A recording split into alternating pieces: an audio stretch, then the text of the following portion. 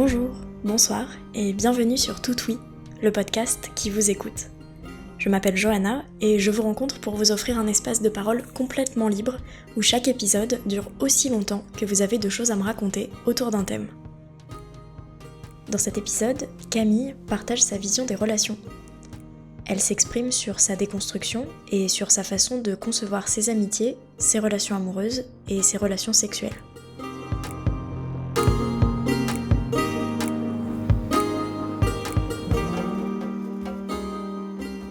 Les relations, pour moi, c'est super compliqué à définir, c'est super large, mais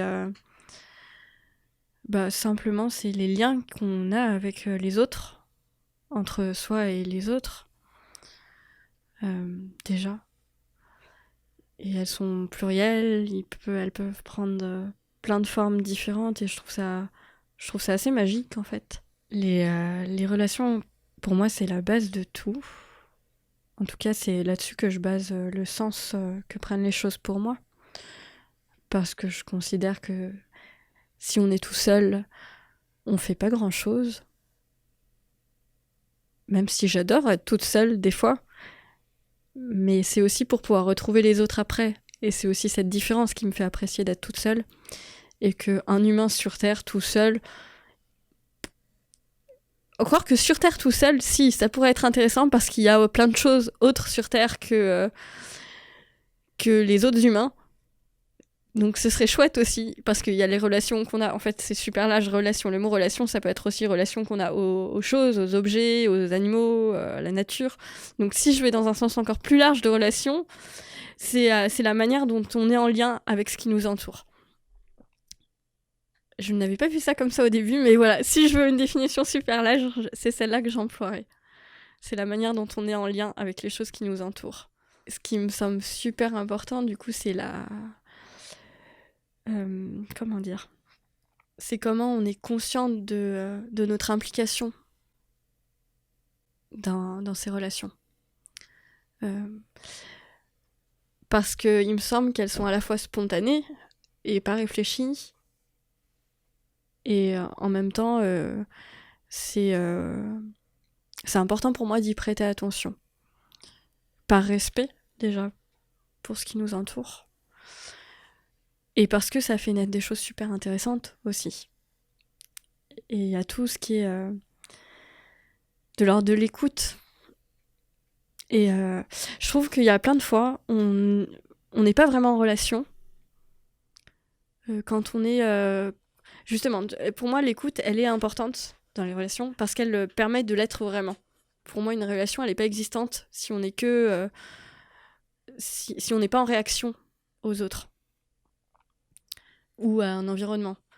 Si on ne rebondit pas sur ce qu'on observe de l'autre, finalement, on est un peu tout seul.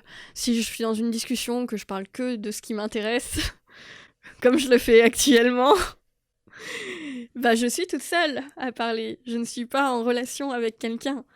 Ou peut-être que je vais l'être là, parce qu'il y a un partage derrière, mais si je parlais toute seule comme ça, il n'y aurait pas de relation à quoi que ce soit.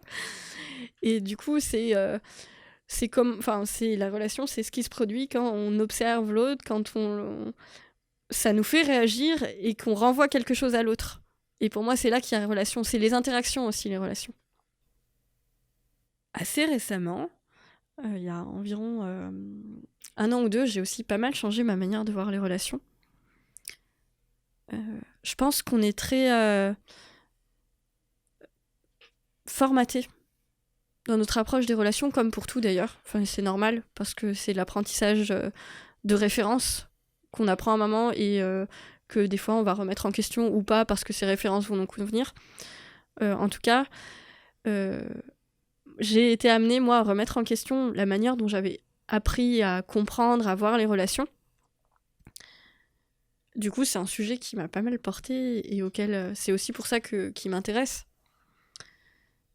Et il me semble que dans l'éducation qu'on a, on est très formaté à voir les relations un peu par case. Par case parce qu'il y a la famille, parce qu'il y a les amis, parce qu'il y a les amoureux, l'amoureux ou l'amoureuse souvent, au singulier. Et que du coup, avec ces références viennent aussi des critères qui permettent de faire entrer une relation dans cette case. Un amoureux, on va habiter avec lui, et on va avoir des relations sexuelles avec lui, on va peut-être avoir des enfants, peut-être se marier, en tout cas il va y avoir un quotidien, une notion de fusion assez forte. On va aussi avoir un sentiment pour lui, le sentiment amoureux dont on parle beaucoup et on nous fait intégrer plein de références aussi dessus alors que personne n'en sait trop rien et tout le monde en pense à un truc différent. Enfin, il me semble, hein, après avoir discuté, en tout cas c'est ce que j'en tire après en avoir discuté avec plein de personnes qui le vivent très différemment. Un ami, ça va peut-être être un peu plus large, mais c'est quelqu'un dont on va être proche aussi, avec qui on va se sentir en confiance. Suivant les personnes, les références, elles vont pas être les mêmes. Ça va être, il faut se parler souvent, sinon on se considère pas comme un ami, ou se voir, ou alors, enfin, il y a plein de modalités en fait que les gens intègrent et qui sont différentes d'une personne à une autre sur comment je fais rentrer mes relations dans ces petites cases qui globalement se ressemblent quand même dans l'éducation qu'on en a, en tout cas. Et moi, j'ai bien envie de déconstruire ces petites cases parce que j'arrivais plus à faire rentrer mes relations dedans. Ce qui a commencé à faire ces réflexions, c'est simplement que j'étais en couple et que je suis ce que j'ai appelé à ce moment-là tomber amoureuse d'une autre personne. Et du coup, j'ai découvert, j'ai mis du temps parce que ça rentrait pas dans les critères qu'on m'avait appris et que je cherchais désespérément à me dire bah non, tu n'aimes qu'une seule personne, si tu ressens des sentiments pour quelqu'un d'autre, ça veut dire que tu n'aimes pas l'autre. Ce qui est beaucoup... D'ailleurs, je pense, à chaque fois que je dis ça, ça me fait penser aux enfants qui des fois disent souvent « Ah bah j'ai 2 amoureuses à l'école » et que t'as l'adulte derrière qui vient « Ben non, mais il faut que tu en choisisses !» Et ça me fait penser à ça pour montrer justement ce côté éducatif de comment on voit ces relations, l'amour notamment, mais enfin, encore que j'aime pas utiliser le mot amour parce que pour moi, je l'ai élargi à beaucoup d'autres formes d'amour, mais l'amour amoureux pour me faire comprendre. Voilà. Du coup, ça m'a chagrinée pendant très longtemps. Et vraiment, pendant plusieurs mois, j'en dormais pas bien. Je me sentais aussi super coupable, en fait, vis-à-vis des personnes, de pas réussir à être claire. Et en fait, je pense que ça m'a tellement fatiguée, mais vraiment physiquement et mentalement. Il y a le moment où j'ai été soulagée, c'est mon cerveau qui a dû lâcher et qui a accepté, mais arrête de te tracasser, le fait est là, le fait est que tu ressens des choses pour les deux. Et en arrêtant aussi d'être dans un jugement, en fait, de ce que je ressentais. De me demander... Enfin, il y avait cette idée de culpabilisation, il faut que je trouve une solution pour que ce soit bien, Et du coup, en arrêtant d'être là-dedans, il restait plus que le fait est que je ressentais des choses pour les deux personnes. Après, il y avait qu'est-ce que j'en faisais, mais le fait du ressenti était là. Et du coup, à partir de ce moment-là, bah, j'ai eu beaucoup de temps de recherche, de réflexion, mais aussi j'ai beaucoup cherché des témoignages. Et je me suis aperçue qu'en fait, j'étais pas la première à qui ça arrivait, comme souvent, hein, rarement tout seul dans un cas. Et qu'en fait, il y avait plein de gens qui avaient déjà réfléchi à ces sujets, que c'était vieux comme le monde aussi, et qu'il y avait plein de mots qui existaient à poser sur, du coup, le fait d'avoir des sentiments amoureux pour de multiples personnes. Je pense au polyamour, à l'anarchie relationnelle, au libertinage, et beaucoup de déclinaisons possibles. Et du coup, pendant un moment, voilà, j'ai essayé de m'approprier un petit peu ces notions. Ça a mis du temps. Ça met beaucoup de temps parce que c'est... En tout cas, dans mon cas, ça a mis beaucoup de temps parce que c'est pas quelque chose que j'avais du tout intégré de base. C'est très différent, en fait. Avant, j'ai eu 2 relations longues, d'une de 5 ans et de 2 ans exclusives, où j'ai, comme beaucoup de personnes, éprouvé de la jalousie, et j'aurais jamais pensé à ce moment-là au fait que je puisse me dire un jour non, la non-exclusivité c'est cool et c'est de l'amour et on peut aimer plusieurs personnes et ça ne veut rien dire sur notre amour l'amour qu'on porte à une personne n'impacte pas l'amour qu'on porte à une autre. Donc voilà, gros changement de point de vue en fait, forcément bouleversant. Et du coup, je vais reprendre mon souffle. Du coup, ça a mis du temps à ce que je m'approprie et que je m'éloigne aussi. Il y a vraiment une phase où j'avais encore ces références qui restaient et où du coup, j'essayais de retrouver dans la création de nouvelles références à m'accrocher à quelque chose d'un peu connu quand même. Et je pense que beaucoup de gens ont ces visions-là des relations amoureuses non exclusives, de faire des copier-coller d'une relation exclusive en plusieurs fois. Et peu à peu, en fait, j'ai été amenée à même déconstruire ça, en fait, à déconstruire qu'est-ce que c'était qu'une relation amoureuse. Déjà, en acceptant le fait que je puisse aimer plusieurs personnes, peut-être que je peux... Enfin, je reviens un peu en arrière, mais c'est pas grave. C'était aussi...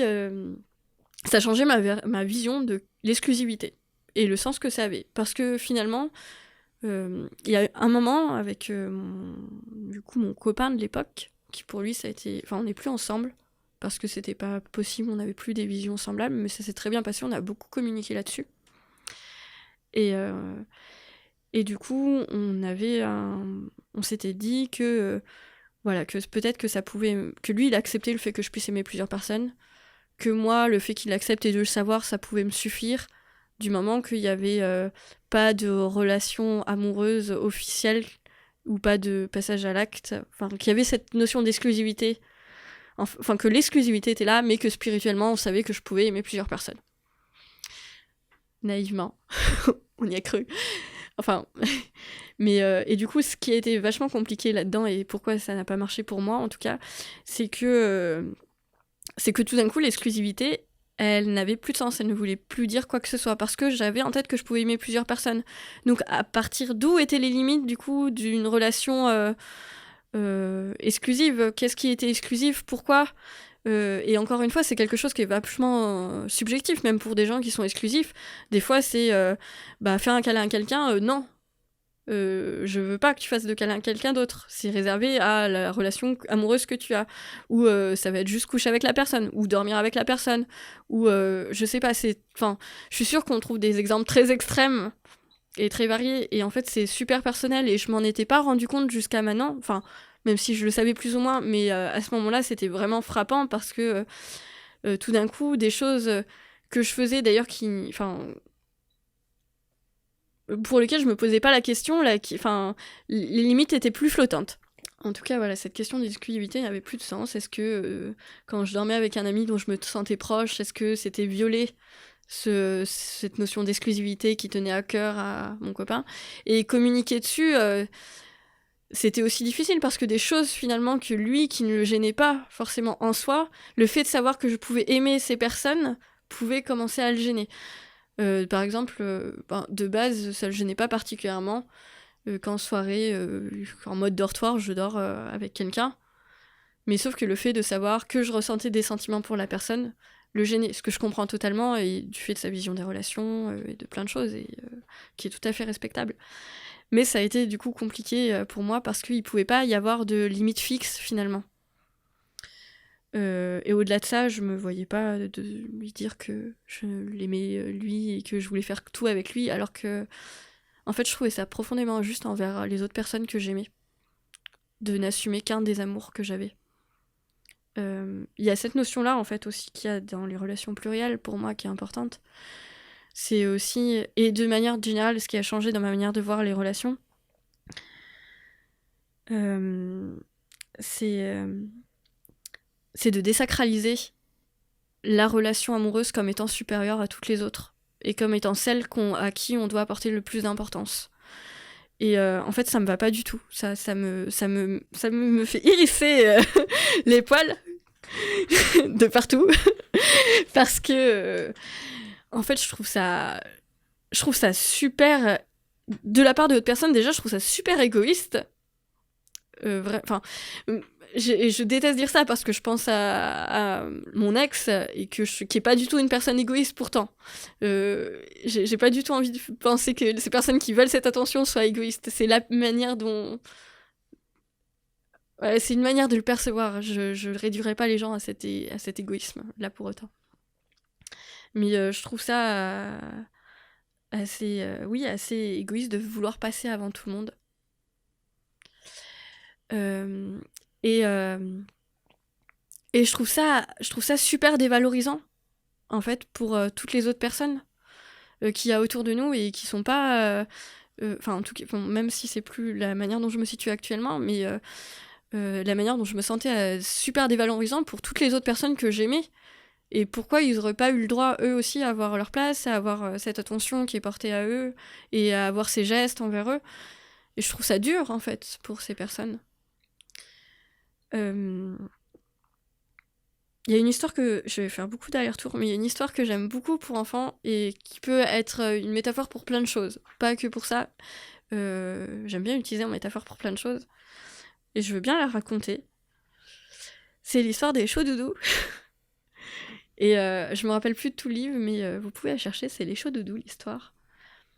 Et c'est dans un monde où tout le monde a un petit sac rempli de chauds-doudous, qui sont des petites boules toutes chaudes, toutes agréables.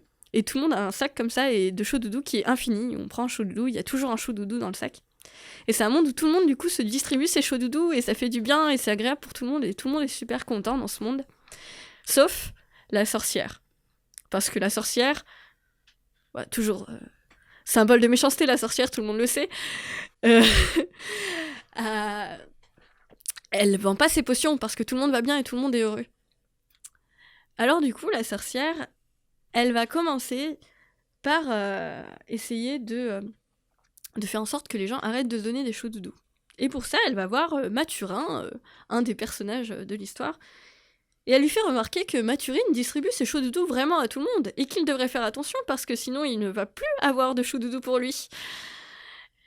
Et Mathurin, entendant cette phrase, commence à devenir un peu méfiant, commence à devenir un peu regardant, commence à faire des réflexions à Mathurine comme elle donne ses chauds-doudous à d'autres.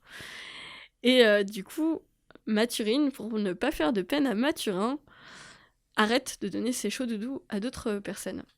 En découle une réaction en chaîne, où comme les autres ne reçoivent plus de chauds-doudous de Mathurine, ils commencent à avoir peur de ne plus en avoir assez pour eux-mêmes. Jusqu'au moment où plus personne ne donne de chauds-doudous et tout le monde garde ses chauds-doudous pour soi, histoire d'être sûr de ne pas en manquer. Et du coup, la sorcière est bien contente parce qu'elle commence à vendre ses potions. Alors le problème, c'est que les gens sont très malheureux, et ils en deviennent trop malades, la sorcière n'arrive plus à guérir. Alors pour remplacer les chauds-doudous, elle leur fabrique des sacs de froid piquant. De froid piquant, c'est toutes les petites phrases qu'on dit un peu pinçantes, un peu dans l'attaque, ou un peu, pas forcément dans l'attaque, mais un peu sur la défensive sans doute. Enfin moi je le vois comme ça en tout cas, le conte l'interprète. Enfin on interprète comme on veut le conte. Et du coup les gens se mettent à se distribuer des froids piquants au lieu de se distribuer des chauds-doudous. Je me rappelle plus de toute l'histoire, mais je sais qu'à la fin de l'histoire, il y a une dame qui arrive d'une contrée lointaine et qui se met à distribuer des chauds-doudous à tout le monde parce qu'elle elle sait que son sac il est infini. Et les adultes sont tous là, mais c'est horrible, elle donne un super mauvais exemple aux enfants. Et alors les enfants se mettent à distribuer les chauds-doudous aussi, et la femme est finalement jugée devant le tribunal. Je ne sais plus comment se finit l'histoire. Je suis désolée, il va falloir aller lire le livre. Mais en tout cas, je trouve que c'est une chouette métaphore sur... et sur cette question de l'amour, et en fait, pour moi, c'est quelque chose qui est infini. Et c'est pour ça que je vois pas de sens dans le fait de le réserver à une seule personne. Du coup, d'où le fait de désacraliser la relation amoureuse comme étant la plus importante, et de plus voir les relations que par ces petites cases, en fait. Donc ça passait. Non-sens de l'exclusivité, désacralisation de la relation amoureuse, et du coup, difficulté à mettre ces relations dans des cases. Du coup, je me situerais bien dans l'anarchie relationnelle, je crois, qui est le principe de dire un peu, je m'en fous, chaque relation est unique, et il y a ce qu'il y a dedans, et puis c'est tout. M'embêtez pas. Ce qui reste super compliqué parce que quand tu parles en fait aux gens de toi, ben ils sont curieux, ils ont envie de savoir comment marche ta vie, et du coup c'est pas évident quand tu parles pas avec les mêmes mots que les gens, de leur décrire.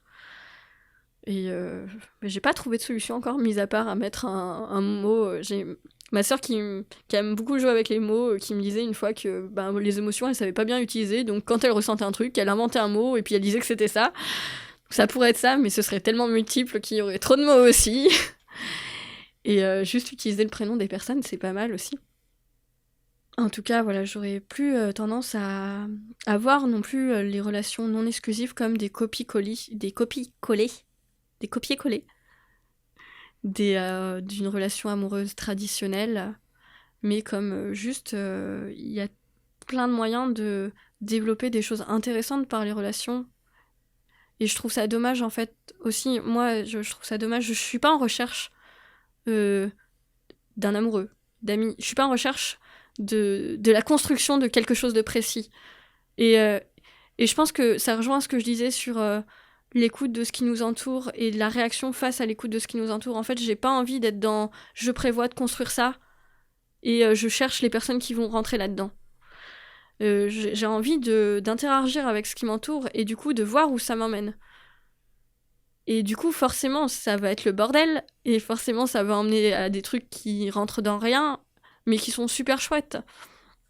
Enfin, en tout cas, moi, que je vis comme super chouette, parce que ça se construit au fur et à mesure, parce que c'est spontané et que ça, au lieu d'être restreint par ces critères qu'on intègre, ça se construit au présent avec les envies qui changent. C'est très fluide aussi, il y a une notion de fluidité. Il y a totalement une notion, au début, d'insécurité, parce que du coup, ça demande énormément de lâcher prise sur je peux pas prévoir ce qui va se passer, et ça rentre pas dans des cases, et du coup, ça veut dire qu'il y a pas de limites qui sont fixées, que tout peut bouger, et c'est super, c'est terrorisant, des fois, parce que... Et en même temps, en fait, on a l'impression qu'il va pas y avoir de stabilité, mais c'est faux.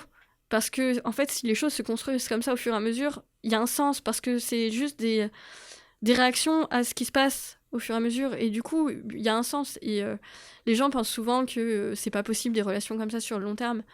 Ça fait pas assez longtemps que je suis dans ces relations pour dire c'est possible sur le long terme, mais n'empêche que j'ai quand même 2 relations qui durent depuis 1 an, comme ça. Et au-delà de ça, en fait, peut-être que c'est pas possible qu'une relation ait la même forme sur du long terme. Mais c'est le cas de toutes les relations, et des relations exclusives aussi. Les relations changent de forme, on change d'envie dans une relation, et c'est pas pour autant qu'elles se coupent. Et ça, c'est quelque chose qui est super important pour moi aussi, c'est que... Et d'ailleurs, enfin, l'essentiel des relations que j'ai eues, y compris l'importance, peu importe sous quelle forme, je considère pas qu'elles sont inexistantes maintenant, même si elles ont changé de forme. Je pense à mon ex avec qui je suis restée 5 ans. Clairement, on se voit pratiquement jamais, on se parle maintenant très peu, mais je suis toujours aussi contente de le recroiser. C'est toujours quelqu'un qui pour moi est super important. Et je dis même pas ça parce que c'était une relation amoureuse, c'est une personne qui a été très importante à un moment. Et la relation est toujours existante. En fait, c'est du long terme, cette relation. C'est l'implication au quotidien qui n'est pas du long terme. Après, derrière cette question, je pense qu'il y a aussi la question de ce qu'on demande aux autres dans les relations. Et il y a la question, je pense, sur quand l'on dit c'est du long terme, c'est pas du long terme, c'est la question de la présence qu'on a à l'autre, des fois, qui est derrière. Si on parle juste de sentiments, que ce soit de l'amour au sens amitié, amoureux, familial, peu importe, pour moi, ça a pas de sens, dans un sens de sentiment, de demander de la présence à l'autre. Parce que pour moi, c'est quelque chose qu'on éprouve. Et je trouve pas que ça nous donne le droit de demander quoi que ce soit à l'autre. Déjà, pour moi, l'amour, c'est pas je t'aime pas parce que tu m'aimes, je t'aime parce que je t'aime toi. Et je trouve que c'est une prison pour moi de demander d'infliger à l'autre, d'imposer à l'autre parce qu'on l'aime, de rentrer dans certains critères. Et on peut aimer quelqu'un sans être en relation amoureuse avec lui, et pour moi, ça doit pas être un problème. Je trouve qu'on relie beaucoup d'ailleurs ce qu'on ressent pour les personnes aux formes que prend notre relation. Et je trouve ça... Enfin, en tout cas, je trouve ça dommage. Oui, je trouve ça dommage parce que parce que ça met vachement de pression. Ça met vachement de pression, déjà, je pense dans des relations où les sentiments éprouvés sont pas réciproques. Ce que je pense souvent le cas, parce qu'on éprouve rarement exactement la même chose pour une personne en face de nous. Ça met la pression à celui qui éprouve des sentiments, parce qu'il a l'impression que parce qu'il éprouve ses sentiments, il faudrait que la relation corresponde plutôt à ça, dans le terme pratique, et que du coup, si c'est pas le cas, ça crée une tristesse. Et ça met une pression à celui qui éprouve pas ses sentiments de la même manière, parce que du coup, il peut se sentir, pas forcément, mais il peut se sentir coupable de l'effet que ça produit chez l'autre, il peut avoir peur, il y a des gens qui coupent les ponts à cause de ça, parce qu'ils ont peur de faire du mal, et que si on séparait un peu plus ce qu'on ressent avec la personne et la manière dont se manifeste la relation dans le quotidien, ou quand je parle au quotidien pas large, du coup pas quotidien mais dans la vie, dans le côté pratique, on pourrait juste dire je l'aime, mais ça influence pas ce que je fais avec la personne. Et du coup, ça mettrait moins de pression à tout le monde, je crois. Enfin, moi, ça me met beaucoup moins de pression de voir les choses comme ça, et je me suis mise à accepter des choses. C'était compliqué aussi, des fois, ce côté-là, parce que du coup, il y a toute l'intégration de... et notamment pour les femmes, et ça, je trouve ça important d'en parler aussi. C'est mon côté féministe si féministe pour le coup, qui revient, c'est que... et moi, c'est quelque chose qui m'a beaucoup touchée et qui a impacté certains moments de ma vie. C'est qu'une femme, on lui dit vachement de se méfier des autres. Enfin, alors peut-être qu'on le dit aux hommes aussi, mais je pense qu'on le dit particulièrement aux femmes. En tout cas, on me l'a vachement dit dans le discours de mes parents, dans le discours de mes amis, dans tous les discours, on me répète beaucoup de me méfier des autres, particulièrement en amour. Parce qu'une femme n'est une pauvre conne, naïve, qui, de toute façon, ne mérite pas vraiment d'être aimée, donc si quelqu'un s'intéresse à elle, c'est juste pour la baiser. Voilà. Si je résume la pensée de manière... oui, pas tant que ça, si je résume cette pensée. Et du coup, il y a vraiment cette notion de méfiance envers l'autre aussi qui vient parasiter tout ce qui est possible dans les relations, parce que du coup, on est sans cesse dans un jeu d'ego aussi, et de je me mérite, et un jeu de il faut que je vérifie si l'autre s'intéresse vraiment à moi, il faut qu'il y ait des preuves derrière, il faut que... Et si l'autre correspond pas aux normes de ce qu'on doit faire pour être sain... Enfin, après, il faut qu'une relation soit saine, il y a des relations réellement malsaines, c'est pas ce que je suis en train de dire. Mais par contre, on est comme... Enfin, en tout cas, moi, j'ai des difficultés à des fois pas me faire la réflexion de... Ah, mais quand même... le fait d'avoir toute cette éducation qui nous disent que les autres, des fois, ils peuvent vouloir être en relation juste parce qu'ils sont intéressés. Et du coup, ça nous pousse à aller chercher cette preuve et à être mal, en fait, si on n'a pas. Si on considère qu'on n'a pas ces preuves-là.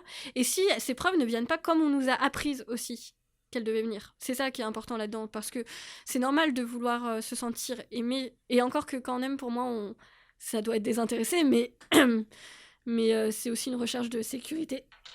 Je vais avoir enroué. C'est normal de vouloir se sentir respecté, de vouloir se sentir aimé. C'est normal d'avoir ce besoin, mais je trouve pas qu'il soit légitime comme exigence envers l'autre. On n'a pas à demander aux autres de nous aimer, ils ont le droit de pas nous aimer. La seule chose pour moi qu'on peut demander aux autres, c'est d'être respectueux envers nous. L'honnêteté aussi, c'est quelque chose qui me paraît important, parce que quand on n'est pas honnête, on fait perdre son temps aux gens, généralement. Je trouve que c'est un travail, c'est ça que je disais. Je trouve que c'est un travail qui est pas simple, en fait, quand on nous a appris tout ça, d'arriver à faire confiance à l'autre sur le fait qu'il nous respecte et qu'il nous aime. Parce qu'on nous dit tout le temps l'inverse, on nous apprend à nous méfier beaucoup des autres. Et oui, des fois, il faut faire attention. Mais en fait, tant qu'on se respecte soi-même, qu'on connaît ses limites, et qu'on fait les choses pour soi, je pense qu'on n'est pas en danger. J'exagère un peu. J'exagère un peu parce que c'est pas aussi simple que ça, et je simplifie pour expliquer ce que je veux dire. Et je voudrais pas blesser qui que ce soit en disant ça. C'est pas le but. Mais voilà, donc je préfère dire que je simplifie ma pensée. Mais je pense que, et ça c'est d'expérience personnelle qui m'a appris, c'est que quand on sait pourquoi on fait les choses, qu'on est d'accord avec soi-même, qu'on se sent bien avec ce qu'on fait, et que c'est pour soi qu'on les fait du coup, je pense que ça rend beaucoup plus difficile pour les autres de nous mettre en danger. Tout simplement parce que parce qu'ils ont beaucoup moins de prise sur nous. Si j'ai pas de problème avec ce que je fais, peu importe ce qu'en disent les autres, moi j'aurai pas un mauvais point de vue dessus. Et du coup ça va pas me heurter. Faut aussi avoir confiance en soi. Et une bonne déconstruction de plein de choses. Il y a la question de la gestion du temps. C'est une question qui est importante aussi. Et que se posent souvent les gens, que moi je me pose tout le temps. Mais c'est pour tout, c'est pas que pour les relations, c'est qu'à un bout d'un moment, il y a tellement de choses à faire que tout ça, le temps se remplit et on n'en a pas indéfiniment. C'est pas comme les choudoudous, le temps. Alors on ne le perd jamais pour moi parce qu'il est là, de fait, on peut pas perdre du temps, mais par contre, il file et il se remplit beaucoup trop vite. Et c'est difficile, et c'est pas une question que moi j'ai résolue de pourquoi on décide d'accorder tant de temps à une personne à tel moment. Après, je trouve que en ce qui concerne les relations, pour moi, la qualité d'une relation, elle dépend pas nécessairement du temps passé dans cette relation. Et en fait, c'est aussi... C'est qu'il y a des relations très riches qui ne nécessitent pas de temps. Il y a des amis que je vois pas plus d'une fois tous les 2 ans. Et on est toujours très contents et c'est toujours un chouette moment de se voir. Et j'utilise quand même le mot des amis, donc j'utilise un peu mes étiquettes pour communiquer quand même. Et il y a des personnes que j'ai envie de voir plus souvent. Et c'est très bien aussi. Après, je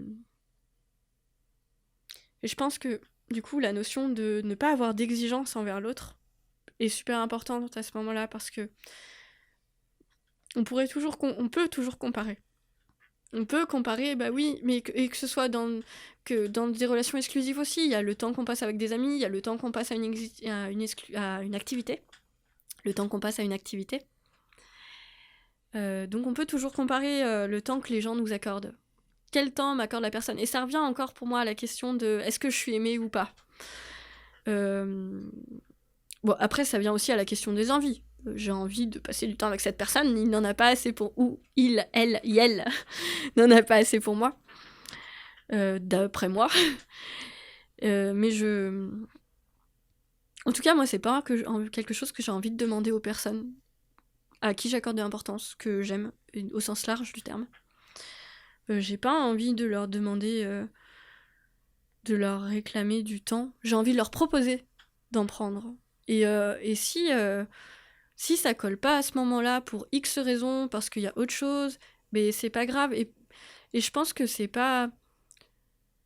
J'ai l'impression qu'on accorde trop... qu'en fait, qu'on prend les choses beaucoup trop personnellement. Que des fois, si les gens ont pas de temps, c'est pas parce qu'elles nous aiment pas, parce qu'on n'a pas d'importance pour elles. Le fait est qu'il y a plein de choses à faire et il y a 1000 raisons de pas avoir le temps.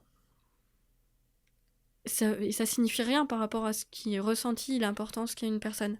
On pourrait dire oui, mais c'est une question de priorisation. Si elle a vraiment de l'importance, tu vas passer avant. Bon, j'ai pas de réponse à ça. Après, c'est un fonctionnement qui m'est très propre aussi. Mais je suis peut-être très détachée par rapport à ça.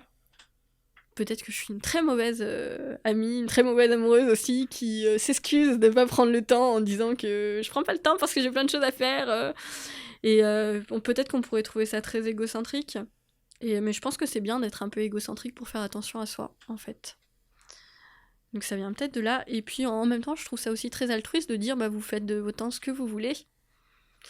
Et c'est pas moi qui dois être votre priorité. Enfin, je n'impose pas non plus de devoir être une priorité pour les autres. On pourrait aussi me dire que c'est très individualiste, du coup, de penser comme ça, et que c'est chacun pour sa poire. peut-être, mais en même temps, alors en tout cas, j'aime à penser que ce n'est pas le cas parce que c'est aussi justement, en tout cas, la non-exclusivité amoureuse, peut-être pas la vision des relations en général, le fait de pas mettre au centre sa propre histoire, mais de s'impliquer plus largement dans les interactions qu'on a avec tout, et pas justement que les relations. C'est peut-être aussi pour ça que je prends tellement de temps pour mes activités, et pas juste pour mes relations, parce que de pas être centré sur une relation amoureuse comme étant le centre de sa vie, bah ça permet de s'impliquer dans plein d'autres choses, et dans des choses collectives. Et c'est pas juste une démarche individualiste que de dire non, je veux pas d'exclusivité. C'est chouette en fait. C'est super riche. C'est super riche, c'est super désarçonnant. C'est super désarçonnant. Et c'est. Ouais, si, il a quand même. C'est aussi comment ne pas. Il y a toutes les questions qui vont avec comment ne pas blesser les personnes, comment leur faire comprendre qu'on les aime, même si on n'est pas toujours présent, même si ça prend des modalités différentes. Mais en fait, des fois, les personnes, ça leur va très bien, ça les arrange aussi. Et donc, tout va pour le mieux du monde. Et puis aussi, je pense, ça me fait penser au... Il y a un livre sur les 5 langages de l'amour, et je pense qu'on pourrait l'agrandir à plein d'autres choses, qui parle de la manière dont les gens témoignent leur amour, et qui dit que tout le monde emploie un langage un peu différent pour témoigner son amour, et qu'il y en a, ça va être les cadeaux, il y en a d'autres, ça va être les paroles, d'autres le temps passé. Et je pense qu'en fait, et c'est pour ça qu'encore une fois, l'écoute, c'est quelque chose qui me paraît être super important, c'est qu'on n'a pas tous les mêmes manières de montrer les choses, et que dévaloriser les manières qui ne correspondent... On est super en attente de... moi, je montre ça comme ça, et j'attends qu'on me le renvoie de la même manière pour valider que ce soit vraiment le cas. Enfin, moi, je montre qu'on m'aime comme ça, donc j'attends que les autres le fassent aussi comme ça, parce que ça valide pour moi le fait qu'ils m'aiment. Et du coup, souvent, on dévalorise le reste ou on le voit même pas, en fait. Et ça demande aussi d'accepter vachement de choses, de pas avoir beaucoup d'ego, des fois. Enfin, de pas avoir beaucoup d'ego. J'exagère, mais oui, enfin, quelque part. Je sais pas si ça correspond. C'est pas vraiment le mot que je cherche, je le trouve pas tout de suite. Mais de se mettre aussi, d'essayer d'arriver à comprendre comment l'autre communique les choses. Il y a quelque part, peut-être que pour moi, c'est l'intention des fois qui compte. Le fait que les gens fassent d'une manière ou qu'ils témoignent d'une manière ou d'une autre le respect, l'attention qu'ils nous portent, finalement, quelle que soit la manière dont ils la témoignent, je trouve ça chouette. C'est bien, je trouve ça beaucoup de choses chouettes. C'est beau. Mais du coup, ça reste super important.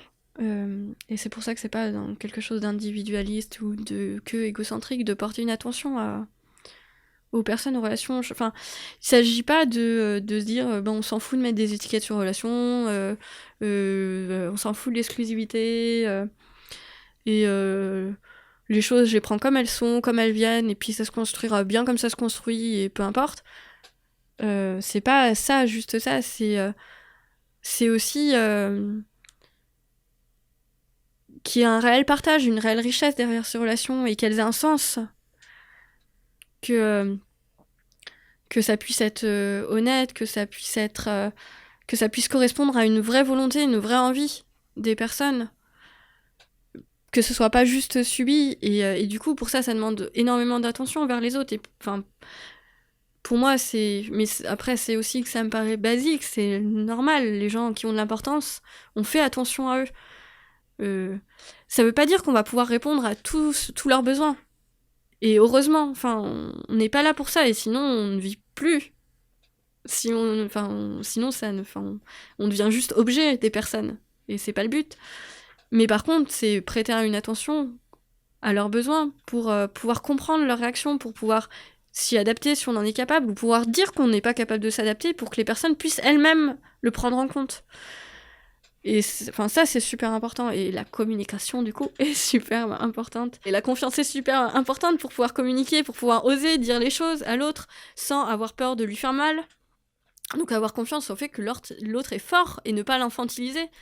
Ne pas se rendre responsable de l'autre, en fait. C'est super important.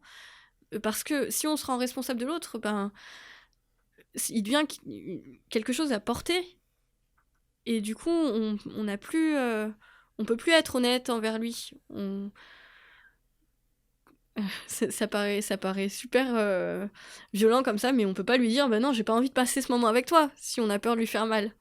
Alors que des fois, non, j'ai pas envie de passer ce moment avec toi. C'est pas pour ça que je ne t'aime pas, que tu n'as pas d'importance et que j'aurais pas envie de passer d'autres moments avec toi. Et je pense qu'il y a plein de relations qui se désagrègent comme ça aussi, parce qu'on s'oblige à plein de choses pour pas blesser l'autre, et en fait, à la longue, on n'a plus envie de s'obliger. Et au lieu de se dire, je vais simplement dire que j'ai pas envie de passer du temps avec lui ce jour-là, et que c'est pas grave, et que du coup ça peut prendre une autre forme, et on coupe tout. Comme ça, on n'a pas à gérer cette culpabilité, l'autre n'a pas à gérer ce j'ai besoin d'être rassuré, et c'est beaucoup plus simple, et il n'y a plus de relation. Et c'est vachement plus simple comme ça. Et c'est beaucoup moins fun. Je pense que c'est important pour toute personne de se sentir respectée. Et quelles que soient les modalités de relation dans lesquelles on soit, quelle que soit la vision des relations qu'on a, je pense que ça me semble être quelque chose de super important. Après, je pense qu'il faut pas que ça vampirise les autres, ce besoin de se sentir respecté. C'est important d'être respecté. Après, c'est la question de quand est-ce qu'on se sent respecté, et est-ce que ça joue sur nos confiances en nous aussi, et de la confiance en l'autre. Et je pense que je pense que c'est éducatif aussi. Comment on apprend, comment on s'apprend entre nous à avoir confiance les uns aux autres et avoir confiance en soi.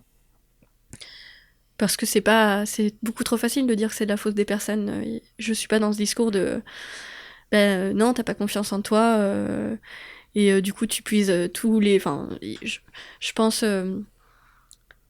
quand on n'a pas confiance en soi, c'est pas de la faute de la personne qui a pas confiance en elle, et c'est pas... Enfin, j'ai pas du tout envie de remettre cette responsabilité sur cette personne, c'est pour ça que je prolonge un peu, je digresse encore un peu. C'est aussi... comment, dans l'éducation, on arrête d'être dans un discours de méfiance, et on apprend au fait que non, on peut aussi se faire confiance les uns des autres, s'appuyer sur les autres, et se faire confiance dans ses capacités. Et puis si on n'a pas toutes les capacités, on s'en fout. C'est pas pour ça qu'on peut pas avoir confiance en soi. Et je pense que ça s'apprend ensemble, et c'est pas une personne toute seule.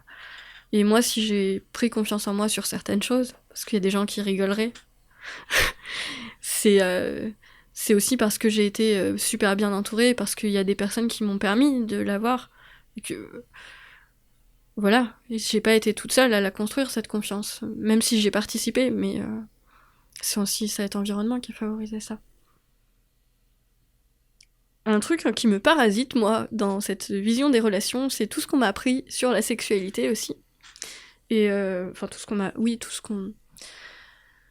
tous les clichés sur la sexualité que j'ai pu intérioriser, même si je les ai beaucoup déconstruits maintenant, mais qui, quand t'es jeune, ou suivant les personnes d'ailleurs, c'est...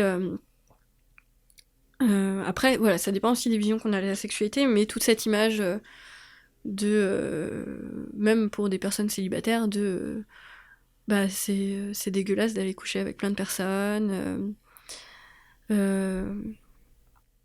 Ouais, cette considération que c'est malsain d'avoir des rapports sexuels avec beaucoup de personnes, que la sexualité c'est quelque chose de sale en fait, si elle se multiplie. Que ça va, on l'accepte si c'est avec une personne, qu'on l'accepte si c'est pas trop souvent, qu'on l'accepte si c'est discret, qu'on l'accepte...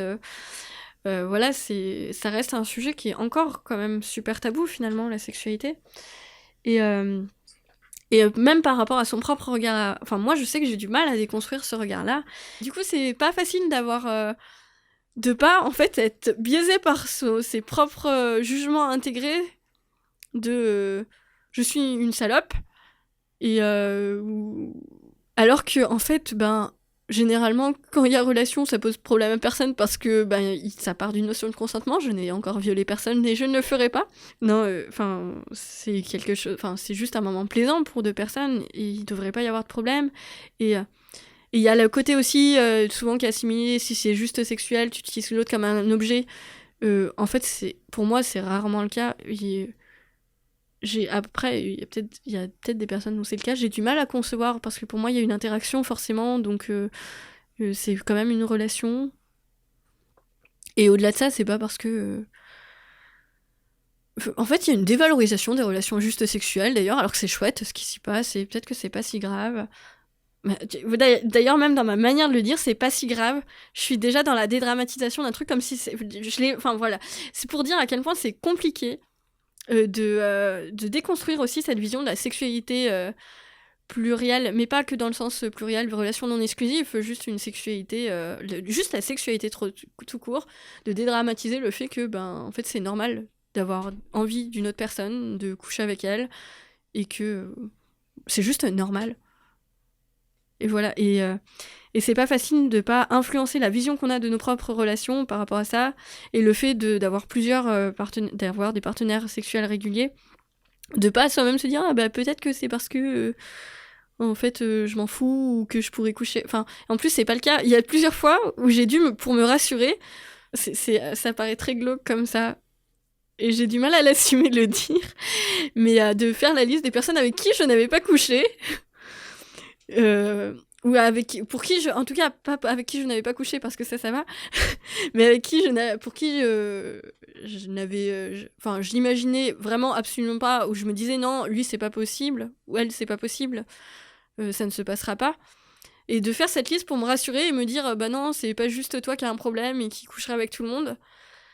Et en fait, c'est super bizarre de faire ça. Je sais pas, mais en tout cas, c'est pour dire que cette question de la sexualité, je trouve qu'elle est super présente dans les relations et dans la manière dont on les gère aussi. Et que c'est pas évident de déconstruire tout ce tabou autour de la sexualité et tous les jugements propres qu'on a sur nous-mêmes. Et je pense, et je disais les hommes autant que les femmes, peut-être pas de la même manière, mais je pense que les hommes ont aussi cette image, des fois, qu'on leur accorde. Si je vais dans le cliché de l'image, et peut-être qu'elle n'est plus actuelle, mais d'un homme prédateur qui va toujours être coureur de jupons et tout. Et je pense qu'il y a des hommes qui doivent se juger autant que je peux le faire moi-même là-dessus. Enfin, je veux pas... Ouais, je pense que le conditionnement des genres touche un peu tout le monde. C'est pour ça que j'accorde de l'importance à ça. Je pense qu'il y a 50 000 occasions de rencontre et que c'est pas grave en fait quand ça se fait pas. C'est pas grave quand ça se fait pas parce que c'est parce qu'il y a 50 000 autres choses à faire. C'est peut-être facile de dire ça